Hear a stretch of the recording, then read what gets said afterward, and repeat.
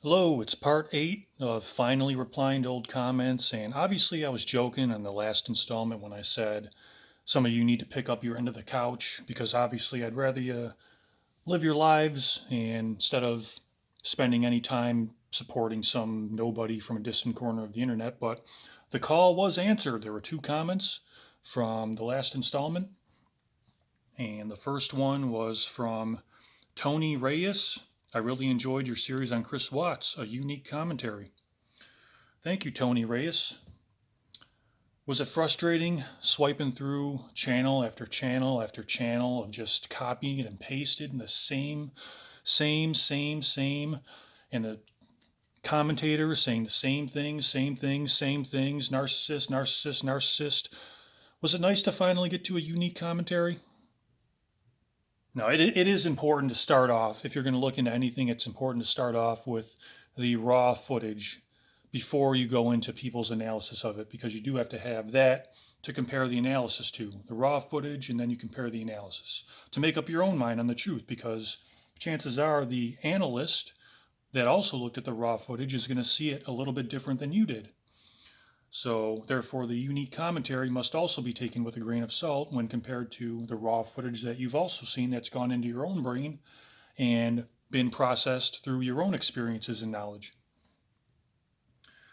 So the other comment was from Michael Mastrella, who said, "This video had 10 likes in the first hour. By the second hour, it was down to 4.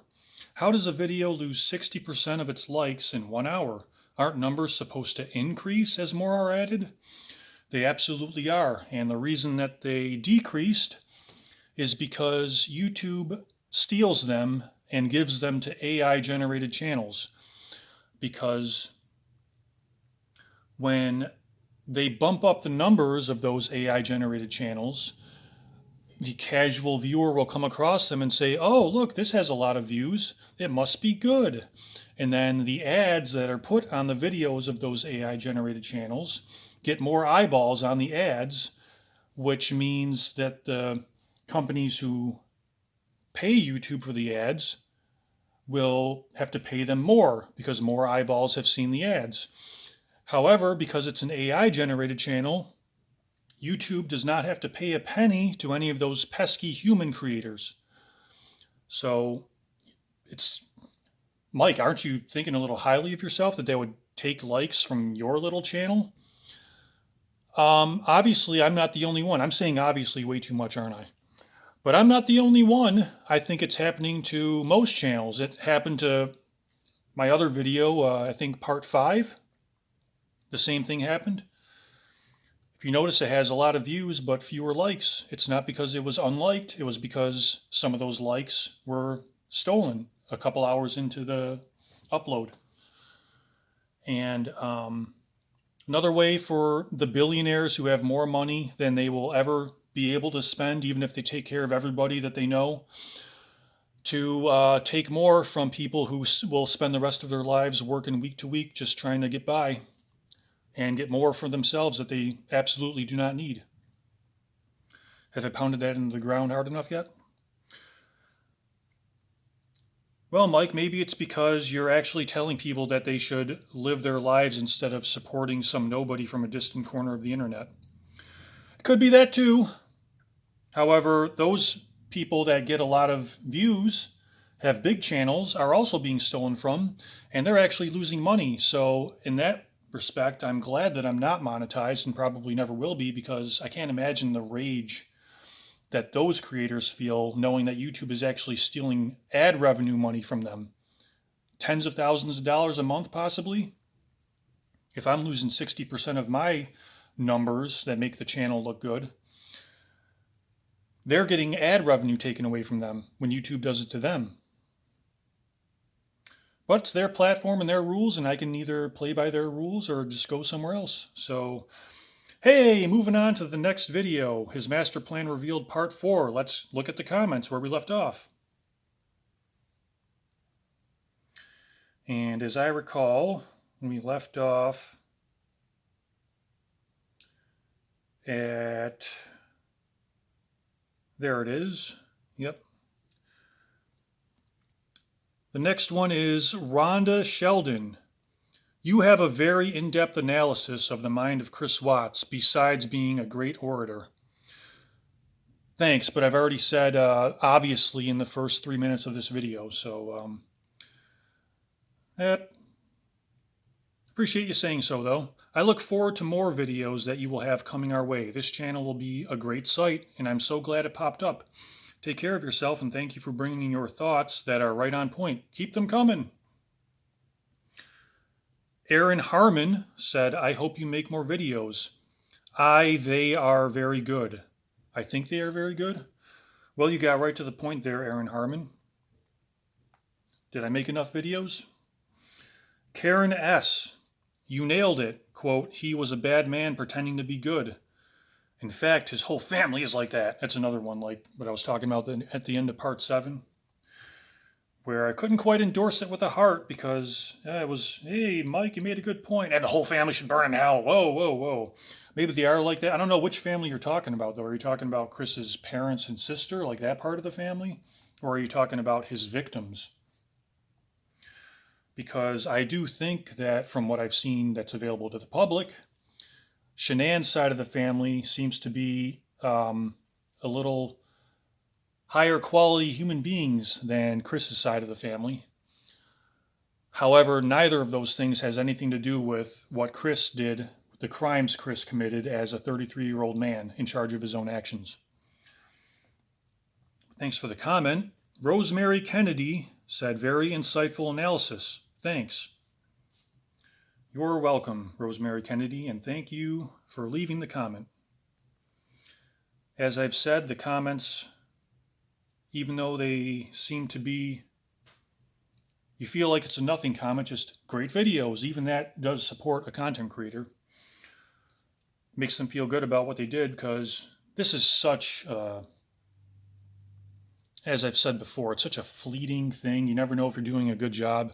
If you work a regular job where they're paying you to do something you wouldn't do on your own because it needs to be done, hey, stamp 100 of these boxes. If you go in and stamp 100 of the boxes, you know you did a good job and you earned your money.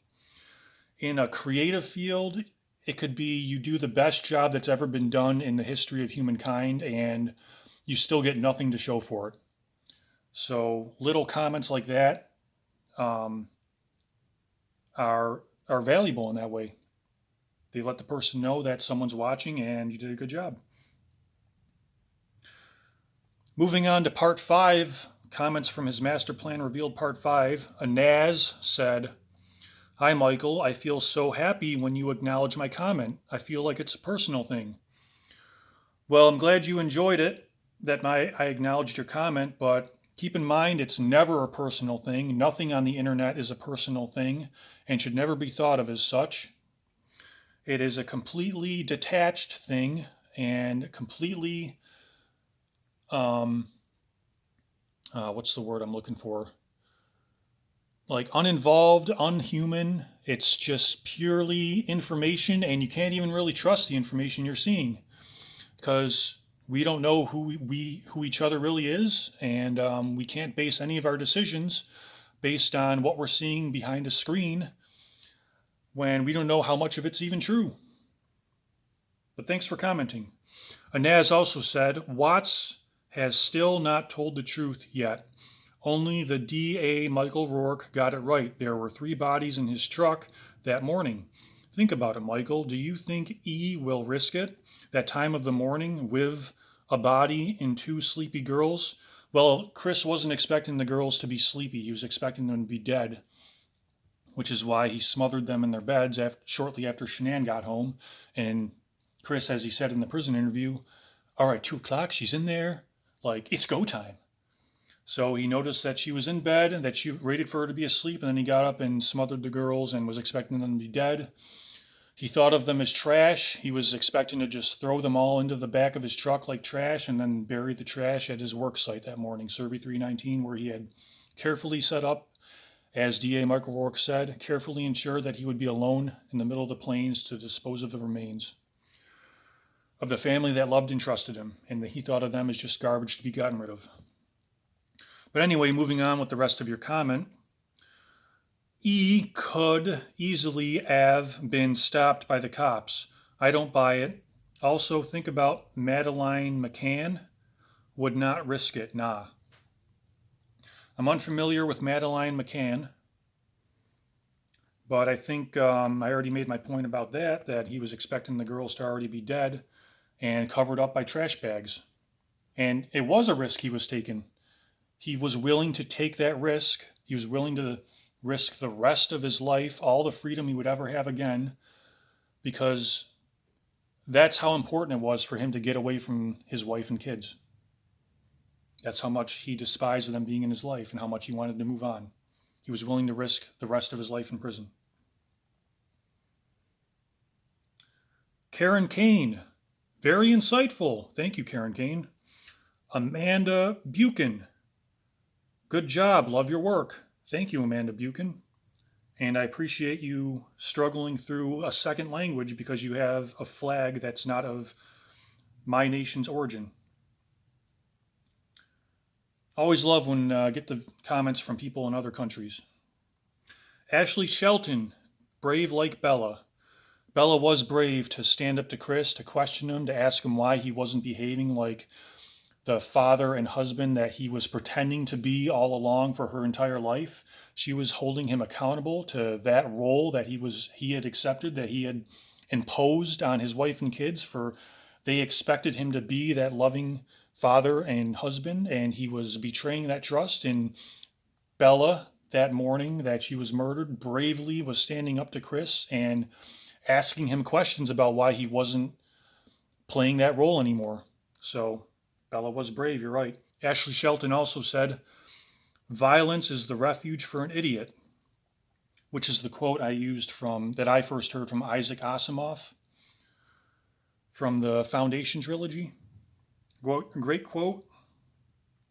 Ashley Shelton also said a bunch of hands clapping and a 100. Thank you, Ashley Shelton. Donna Bond, Nick is also a hero. You are right. Nobody leaves their cell phone home. To me, that's the first real evidence that he was evolved, but I think you mean involved in their disappearance.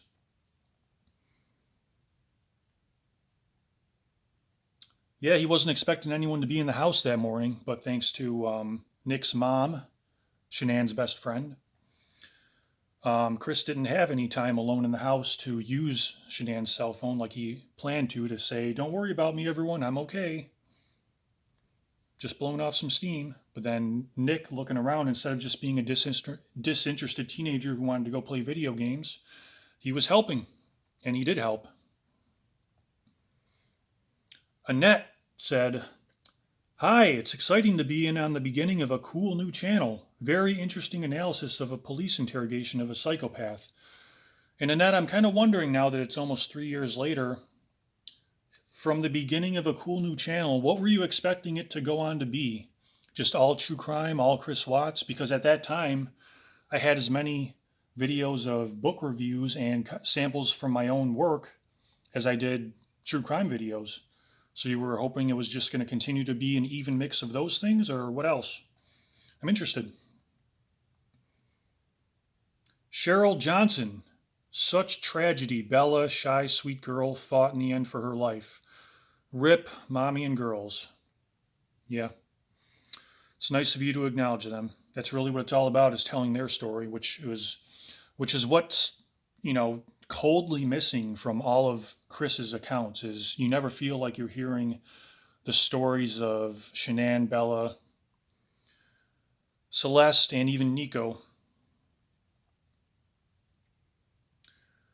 The quieter you become, the more you hear, said, wow, just stumbled upon this. You showed up in my feed since I am still watching Chris Watts content. Glad the algorithm brought you to my attention. Wow, the algorithm actually worked for me back then? Awesome. Enjoyed your perception. Getting back to the comment, you seem to have an intelligent view of the events. Think I'll dive in and see what more you have to say about this selfish robbery of 4 lives. For as much crap content as there was out there of surrounding all true crime, really, so much copy and paste garbage and ill-informed analysis. One woman was even posing as, I can't imagine, she had a diploma that was up behind her to try to show her legitimacy, but I just dread the thought that she's really dealing with people with mental health issues. She was so far off the money on this case. I gave her 3 chances. I gave her video 3 chances because she narcissistically titled the video, "Finally an Answer," as into the Chris Watts crime. And she said, "I've seen all the same evidence you guys have. I've looked at all the footage, and it was spur of the moment. It wasn't planned." And I was like, that was the first time I turned it off. There was a second time I turned it off that I forgot because I can't bear the thought of sickening myself by going back and watching it again. But the final straw was she was reading someone else's comment, and she said, she was reading it like, why do y'all think Chris Watts feels the need to play the victim?" And she said, "Play the victim? I don't know about that." And then she just moved on like it was nothing. Almost every line out of tens of hours of Chris Watts talking that we have is just saturated with him playing the victim in some way. He's either the hero or the victim. It's always about him. And she looked at all that. I looked at all the same footage that all you guys did, read everything, and all the analysts. And she doesn't see him playing the victim. And she's allegedly a professional psychologist. She's talking to people with mental health issues and sending them off into the world with that lack of understanding of the human psyche. And I'm, of course, a professional nothing. So I don't know, maybe you should believe her. Maybe it was spur of the moment. Oh, God. What a scary world we live in. But anyway, yeah, to wrap up, the quieter you become, the more you hear. She said, "I think I'll dive in and see what more you have to say about this selfish robbery of 4 lives." Did I already say that?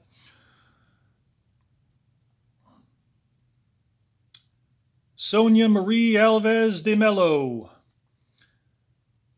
Again, second language. I think I'll have to wrap it up here. He kept getting his lover to avoid conversation with police, careless in the world about everything, every else worries. Of course, he suddenly realized how important his famile was by the police/FBI/TV.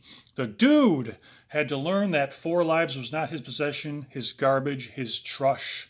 To disposal them now, forever, and never. The psycho, mean dude, is going to rotten in prison and be eaten alive. Prisoner has family, kids, wives, no may of them apart from the psycho's children. I'm going to try to just translate for Sonia. Abuser and kills them like him. The others hate child killer. For you guys, do justice for Shanann and her 3 kids. Show him who are the boss now. Ben CW, Ben imbecile, lowest of the lowest. Shanann has famile and friends who adores her. You have nothing, not even the whore is there for you, imbecile. Yeah, the gist of it, your heart is in the right place there. I'm sorry, honestly, I'm not capable of translating some of that. So, honestly, I'm just not, I would never do that. Yeah, you did make a lot of good points there. He deserves all that stuff that you were implying. I wish I could have done a better job translating it. And I hope it wasn't insulting that I read it word for word and it kind of comes out weird sounding. But I do appreciate that you wrote in the second language to contribute to the conversation on my videos instead of other ones that got more reviews. Although I did see you under Live Abuse Free's video, your comments, about in the same vein. So I never know how to wrap these up. I just go until I'm starting to run out of time, and we've gotten to that time now. So hope you enjoyed it, and have a nice day.